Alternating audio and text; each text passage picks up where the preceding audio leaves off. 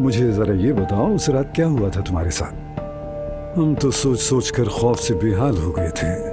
देखो बेटी, तुम हमारी अमानत हो, हमारे लिए भी बेटी जैसी हो।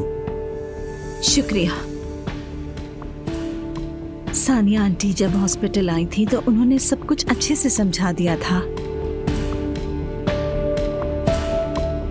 बताओ ना कि क्या हुआ था, ताकि इन्हें भी पता चले कि मेरा कोई कसूर नहीं है। इब्राहिम, जरा आराम से बैठने दो, वो हमें सब कुछ बता देगी। कहो बेटी, हम सुन रहे हैं।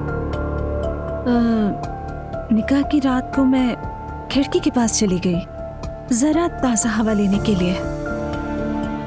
फिर मेरा सर चकरा गया शायद। उसके बाद कुछ भी याद नहीं। सुन लिया आप लोगों ने, मैं तो पहले ही कह रहा था, फिर भी मेरा किसी ने यकीन नहीं किया। अरे, आप लोगों ने यकीन क्यों नहीं किया? कहीं आप लोगों ने मेरी वजह से इब्राहिम को कसूरवार समझ लिया, ऐसा है क्या?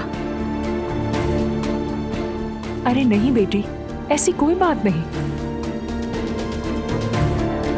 क्यों ऐसा सोचा आप लोगों ने? क्या पहले इस तरह का कोई वाकया हुआ है? कैसा वाकया? कोई वाकया नहीं हुआ। अच्छा खैर, जो होना था हो गया। बेटी, क्या तुमने अपने घर वालों को खबर दे दी है?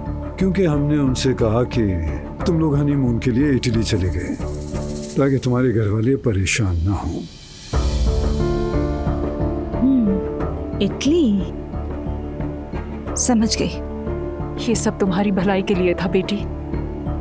जब हमें यकीन हो गया कि तुम ठीक हो, तो हम उनसे भी बात करते इस बारे में।